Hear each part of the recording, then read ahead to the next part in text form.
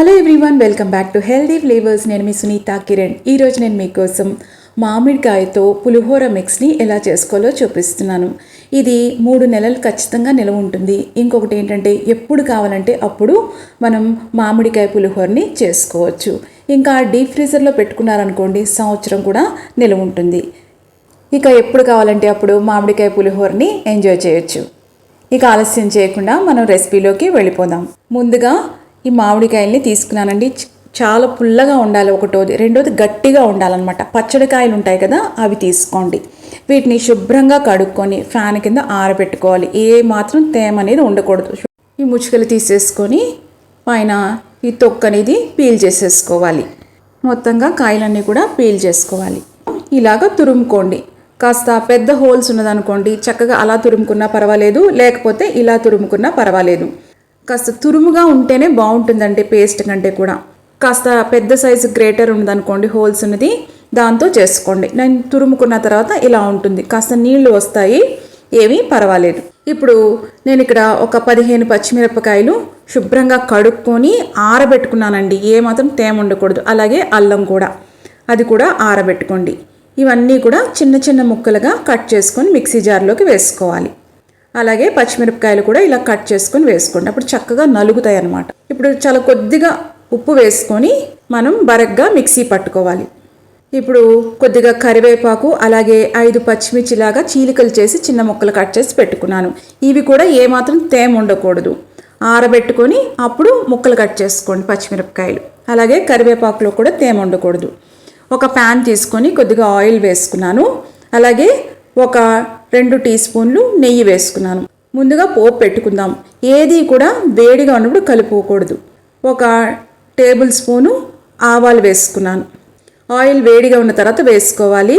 అప్పుడు ఆవాలు కాస్త చిటపట్లాడాలన్నమాట. ఫ్లేవర్ అంతా కూడా ఆయిల్లోకి రిలీజ్ అవ్వాలి. అలాగే ఒక 2 టేబుల్ స్పూన్లు శనగపప్పు. ఈ పప్పు దినుసులు ఎక్కువ వేసుకుంటే చాలా రుచిగా ఉంటాయండి, పంటి కింద పడి. అలాగే 2 టేబుల్ స్పూన్లు మినప్పప్పు. ఇవన్నీ కూడా చిటపట్లాడాలి. మాడిపోకూడదండి, గుర్తుపెట్టుకోండి. ఫ్లేమ్ అనేది మీడియంలో పెట్టుకోండి.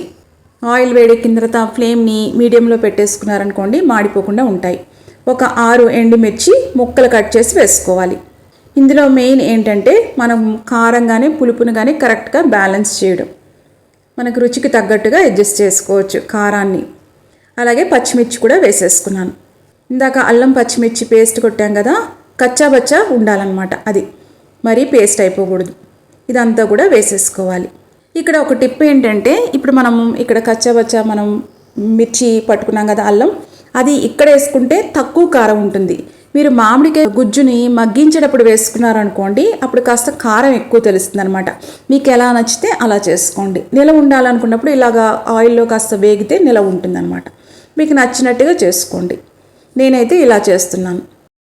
ఇదంతా కూడా కాస్త మగ్గాలండి. ఏమాత్రం తేమ అనేది ఉండకూడదనమాట. బాగా మగ్గాలి ఆయిల్లో. అలాగే పులిహోరలో ఎప్పుడూ కూడా కరివేపాకు కాస్త ఎక్కువ వేసుకుంటేనే రుచిగా ఉంటుంది.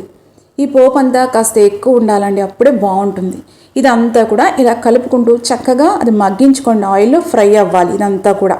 చూసారా, ఇలా ఫ్రై అయిన తర్వాత చూసారా, ఇదంతా కూడా మగ్గిపోయింది. ఇప్పుడు ఇవన్నీ కూడా కరకరలాడుతున్నాయండి. ఇప్పుడు ఫ్లేమ్ని లోలో పెట్టుకోండి. మీడియం నుంచి లోలో పెట్టుకొని ఒక 1/2 టీ స్పూన్ ఇంగువ వేసుకోవాలి. ఇంగువ వేసుకుంటే మంచి రుచి వస్తుందండి పులిహోరకి. ఒకసారి కలుపుకోవాలి. ఇప్పుడు నేను ఆల్రెడీ డ్రై రోస్ట్ చేసుకున్నానండి. పల్లీలు వేయించుకుని పొట్టు తీసుకున్నాను.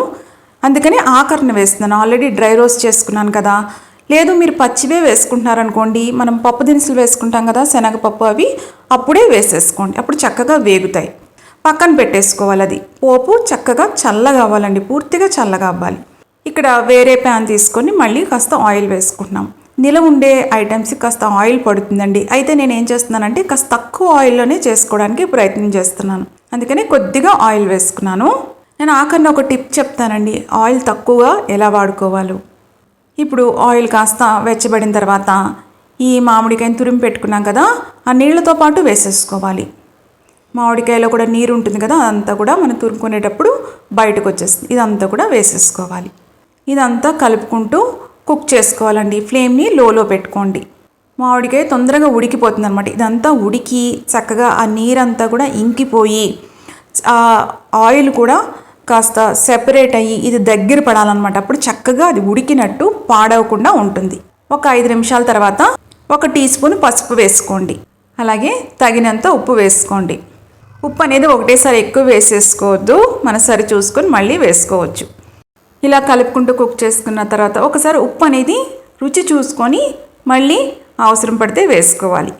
ఒకటేసారి వేసుకోవద్దండి. ఆ ఉప్పు ఫస్ట్ వేసిన కలిసిన తర్వాత అప్పుడు మళ్ళీ వేసుకోవాలి. ఇప్పుడు కొద్దిగా బెల్లం కూడా వేసుకుంటున్నాను. ఈ పులుపుకు తగ్గట్టు ఉప్పు ఆ బెల్లం కూడా అడ్జస్ట్ చేసుకోవాలి. ఒకటేసారి ఉప్పు బెల్లం కూడా ఎక్కువ వేసుకోవద్దు, ఆ పులుపుకు తగ్గట్టుగా వేసుకోండి. ఇదంతా కాస్త బెల్లం కరగాలి, ఉప్పు అనేది కలవాలి. అప్పుడే కరెక్ట్గా మనకి టేస్ట్ అనేది తెలుస్తుంది. ఈ పులుపుకు తగ్గట్టు తీపి ఉందనుకోండి చాలా కమ్మగా ఉంటుంది పులిహోర. ఒక 15 నిమిషాలు టైం పడుతుందండి దగ్గర పడడానికి. చూసారా, ఇలాగా దగ్గర పడుతుంది. ప్యాన్కి కూడా ఏమీ అతుక్కోవట్లేదు. ఇంకొకటి, ఇలాగా కుక్ చేసుకోవడానికి మందంగా ఉన్న ప్యాన్ వాడండి. అప్పుడు చక్కగా ఈవెన్గా కుక్ అవుతుంది. ఇంకొకటి ఏంటంటే తక్కువగా ఆయిల్ అనేది పడుతుంది అనమాట. ఇది ఒక టిప్.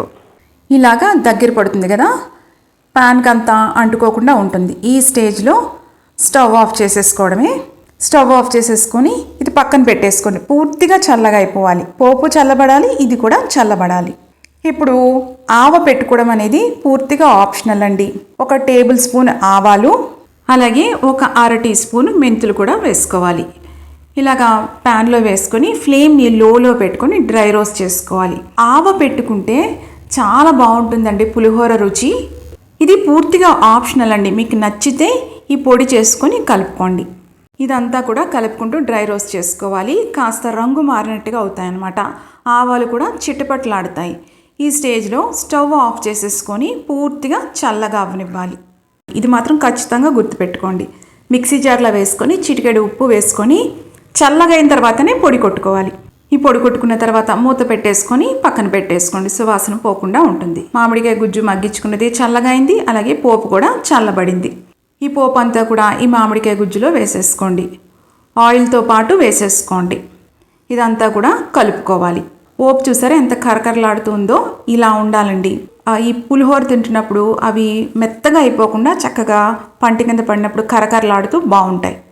కలుపుకున్నాక ఇప్పుడు ఆవపిండి రెడీ చేసి పెట్టుకున్నాం కదా, అది కూడా వేసి కలుపుకోవాలి. ఇది పూర్తిగా ఆప్షనల్ అండి. మీకు ఆవపిండి ఫ్లేవర్ కనుక నచ్చిందనుకోండి, ఇలా ఆవ పెట్టుకోండి, చాలా బాగుంటుంది. పులిహోరకి మంచి రుచినిచ్చేది 1 ఇంగువ, 2వది కరివేపాకు, 3వది ఇలా ఆవ పెట్టుకుంటే చాలా బాగుంటుంది. ఇదంతా కూడా కలుపుకోవాలి బాగా. ఇప్పుడు ఆవపిండి కలుపుకున్న తర్వాత ఇప్పుడు ఏం చేయాలంటే తక్కువ ఆయిల్ వాడాలనుకున్నాం కదా, సో ఎంత వీలైతే అంత తక్కువ ఆయిల్తో మొత్తం కుకింగ్ అయిపోయిన తర్వాత ముందుగానే కొద్దిగా ఆయిల్ పక్కన వెచ్చబెట్టుకొని చల్లార్చి పెట్టుకోండి. చల్లగా అయిపోవాలన్నమాట. ఆవపిండి కలుపుకున్న తర్వాత ఎప్పుడు వేడి ఆయిల్ కలుపుకోకూడదు. చల్లగా అయిన తర్వాతే కలుపుకోవాలి, లేకపోతే చేదొస్తుంది. ఇంకొకటి, ఈ నిలవ ఉండే పచ్చళ్ళు కానీ దేంట్లోనూ కూడా మిక్సెస్లో ఎప్పుడూ కూడా ఈ మిక్స్లో కానీ దేంట్లో కూడా మనం వేడిగా మనం కలుపుకోకూడదు. అలా అయితే నిలవ ఉండదు. ఇప్పుడు ఆయిల్ ఎంత కావాలో అంత మనం కలుపుకుని మనం పక్కన పెట్టేసుకోవాలి. చూసారా, కాస్త ఆయిల్ పక్కకు వస్తుంది. ఇలా చేయడం వల్ల ఏంటంటే నిలవ ఉంటుందన్నమాట. ఆయిల్ లేకపోతే నిలవ ఉండదు. సో ఇలా చేయడం వల్ల ఎంత అవసరమైతే అంత మాత్రమే ఆయిల్ అనేది వాడుకుంటాం. ఎక్కువ వాడడం అనేది జరగదు. ఇప్పుడు ఈ మిక్స్ రెడీ అయిపోయింది. ఈ ప్రాసెస్ అంతట్లో కూడా తడి చేతులు కానీ తడి స్పూన్లు, గిన్నెలు, గరిటెలు ఏది వాడకండి. ఇదంతా కూడా ఒక పొడి డబ్బాలో మనం స్టోర్ చేసుకోవచ్చు. మామూలుగా ఫ్రిడ్జ్లో పెట్టుకుంటే 3 నెలలు నిలవ ఉంటుంది. 1 సంవత్సరం నిలవ ఉండాలంటే డీప్ ఫ్రీజర్లో పెట్టేసుకోండి. మూత పెట్టుకున్నప్పుడు పైన ఒక క్లాత్తో ర్యాప్ చేసుకోండి. మామూలుగా ఫ్రిడ్జ్లో పెట్టుకునేటప్పుడు డీప్ ఫ్రీజర్లో పెట్టుకున్నది ఏం చేస్తారంటే తీసినప్పుడు 1 గంట బయట పెట్టేసుకోండి. మళ్ళీ డీప్ ఫ్రీజర్లో పెట్టుకోవద్దు. మామూలుగా బయట ఫ్రిడ్జ్లోనే పెట్టేసుకోండి. పెట్టుకుంటే 3 నెలలు నిలవ ఉంటుంది. డీప్ ఫ్రీజర్లో పెట్టుకొని వాడుకునేది ఏంటంటే 1 సంవత్సరం నిలవ ఉంటుంది. సో కొద్దిగా పోర్షన్స్లో పెట్టుకొని మనకి ఎంత కావాలో అంతే తీసుకుని వాడుకోండి. మిగతాదంతా మీరు డీప్ ఫ్రీజర్లో పెట్టుకోవచ్చు. అన్నం కూడా ఎలా వండుకోవాలంటే 1 చుక్క నూనె వేసుకొని అన్నం వార్చుకోండి వండుకునేటప్పుడు. అప్పుడు ఏమవుతుందంటే చక్కగా పలుకుగా ఉంటుందన్నమాట. పులిహోరకి ఇలా చేసుకుంటేనే బాగుంటుంది. ఇక కాస్త మిక్స్ వేసుకోండి. మిక్స్ తీసుకున్నప్పుడల్లా జార్లోంచి పొడి స్పూన్లో పెట్టుకోండి. తడి స్పూన్లు పెట్టుకుంటే పాడైపోతుంది మిక్స్. ఇది కలుపుకొని వెంటనే తిన్నా బాగుంటుంది. ఇంకా పర్ఫెక్ట్ ఫ్లేవర్ ఎంజాయ్ చేయాలనుకుంటే 1 గంట పక్కన పెట్టేసుకుంటే చక్కగా రైస్కి అంతటి కూడా ఫ్లేవర్ పడుతుంది. తప్పకుండా ట్రై చేయండి. ఎలా వచ్చిందో కూడా కామెంట్స్లో పెట్టండి. మీకు గనక రెసిపీ నచ్చినట్టయితే లైక్ చేయండి, షేర్ చేయండి. ఇలాంటి ఇంట్రెస్టింగ్ రెసిపీస్ కోసం హెల్దీ ఫ్లేవర్స్ ఛానల్ని సబ్స్క్రైబ్ చేసుకోండి. పర్ఫెక్ట్గా ఉంది. ఫ్లేవర్స్ అన్నీ కూడా చక్కగా ఆ పప్పు దినుసులు అన్నీ కూడా పంట కింద పడుతూ చాలా బాగున్నాయి. తప్పకుండా ట్రై చేయండి. మళ్ళీ మరొక ఇంట్రెస్టింగ్ రెసిపీతో మిమ్మల్ని కలుస్తాను. అంతవరకు stay healthy, happy. Thank you.